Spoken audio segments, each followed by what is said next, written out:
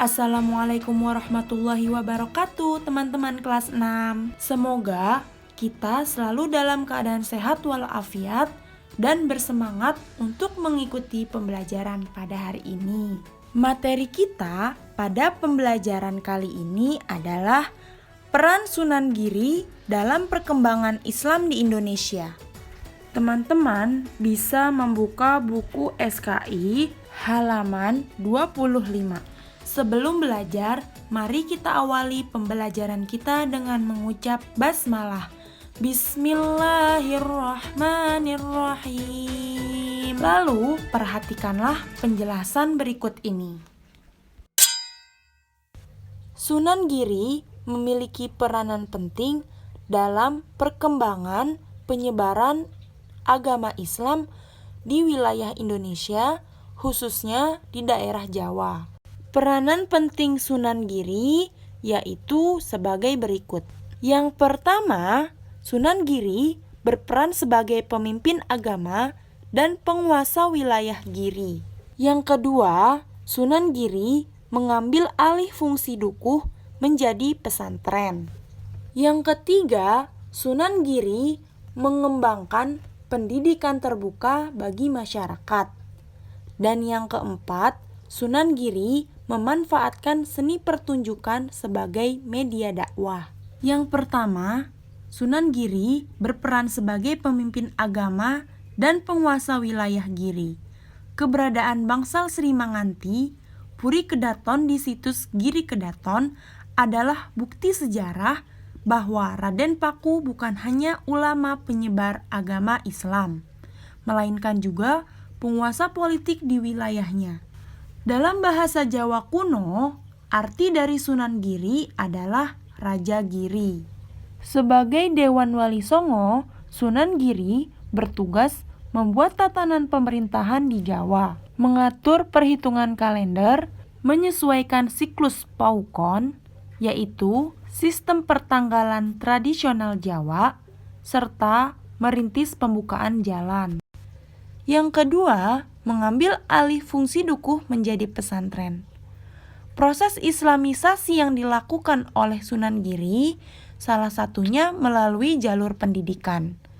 Sunan Giri berusaha mengambil alih lembaga pendidikan Siwa Buddha yang disebut dukuh menjadi pesantren. Pada masa kerajaan Majapahit, dukuh dijadikan tempat petapaan untuk mendidik calon pendeta. Oleh para wali songo, dukuh diubah menjadi pesantren. Di pesantren, para wali songo tidak hanya mengajarkan ilmu agama, namun para wali songo juga mengajarkan berbagai macam ilmu pengetahuan, kebudayaan, seni, ekonomi, politik, dan sebagainya. Ketika itu, pesantren Giri Kedaton sangat terkenal, sehingga banyak masyarakat dari berbagai penjuru daerah ingin menuntut ilmu di sana. Yang ketiga, mengembangkan pendidikan terbuka bagi masyarakat. Sunan Giri dalam dakwahnya tidak hanya mengembangkan sistem pendidikan pesantren, tetapi juga mengembangkan pendidikan masyarakat secara terbuka dengan menciptakan berbagai jenis permainan anak-anak seperti jelungan dan jamuran. Jelungan adalah permainan anak yang berperan sebagai pemburu dan yang lainnya menjadi objek buruan. Mereka akan selamat dari kejaran pemburu apabila telah berpegang pada batang pohon yang telah ditentukan. Arti dari permainan tersebut adalah seorang yang sudah berpegang teguh pada agama Islam, maka ia akan selamat dari ajakan setan atau iblis. Yang kedua adalah jamuran. Permainan ini melibatkan 4-12 anak yang dimainkan pada malam hari saat bulan purnama. Pelaksanaannya dengan membentuk bulatan seperti jamur. Permainan ini bermakna kerjasama, peduli, dan lebih mengenal dengan sesama teman. Sunan Giri juga menciptakan tembang-tembang untuk permainan anak-anak seperti padang wulan, jor, gula ganti, dan cublak-cublak suweng. Sunan Giri memanfaatkan seni lokal untuk menarik simpati masyarakat dari berbagai kalangan. Dengan cara inilah menjadikan Islam semakin dikenal masyarakat.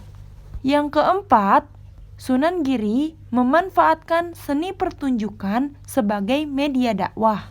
Seni wayang diperkirakan sudah ada di Indonesia sejak tahun 930 Masehi.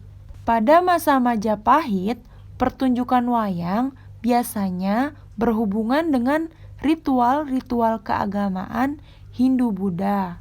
Melihat potensi pertunjukan wayang ini, Sunan Giri dan para wali songo melakukan ambil alih seni pertunjukan dengan mengembangkan dan menyesuaikan isi cerita dengan ajaran tauhid dalam Islam. Pertunjukannya pun dengan sopan santun serta jauh dari maksiat. Dalam usahanya Sunan Giri menyebarkan agama Islam, Sunan Giri patut menjadi teladan dalam sikap positif yang ditunjukkannya. Berikut sikap positif pada pribadi Sunan Giri, yaitu 1.